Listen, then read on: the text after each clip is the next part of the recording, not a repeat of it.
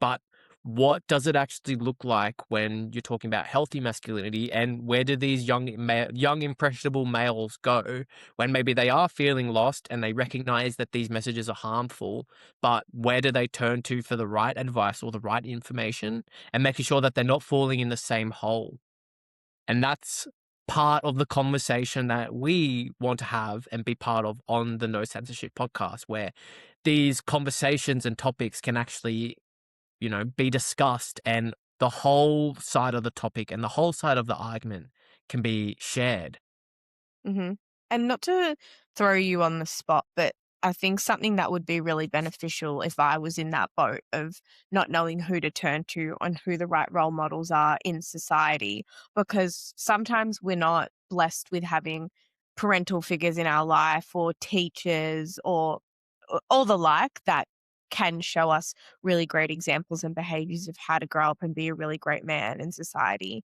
Is there anyone that comes to your mind who maybe are public figures that you would recommend and say, "Actually, these people show a lot of these great skills?" Mm, yeah, there are a few. One that comes to mind immediately is John Cena. He's done a lot of work in the activism Interesting. space. Yeah, in the activism space, he's done a lot of charity work. He's known for granting the most make a wishes.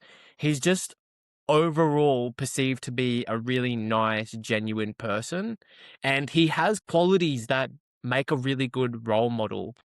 For example, yes, he is physically strong, but I would say he's emotionally strong as well. There's most Mm, recently a clip of him at a convention, and a guy gets up to speak to him, and he asks a question saying, I'm suffering from cancer. I've had multiple surgeries, multiple treatments, and you are the person who's given me strength. And he asks John Cena for a hug, and John Cena just walks down, gives this guy a hug, and has a private chat with him for a few minutes. And it's this really nice so emotional lovely. moment where he's just seeing the other person as the human he is, and he's not seeing like, he's not being John Cena the celebrity. He's meeting him as John Cena the person. And it's Yeah, just really nice. It's showing how you can be emotionally strong and physically strong and just a respectful, all round decent person. So yeah. that's immediately one that comes to mind. Who else would be one? I think it's so hard though, right? And I didn't mean to put you on the spot, but some people don't want to be role models because of the pressure on it. And I think Mm. that example that you just showed, he was probably he's not trying to be.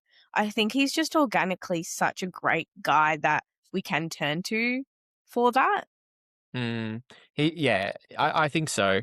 But this is where a lot of people say athletes specifically can be role models. And then I've heard athletes say, well, it's not my responsibility to be the role model. And it's like, sure, Mm, it might not be your responsibility, but you are in the public eye and these people look up to you. So therefore, you do hold a level of accountability and responsibility to be a decent person and make sure that these people can actually look up to you, whether you like it or not, and show that you have decent morals and values that they can potentially replicate.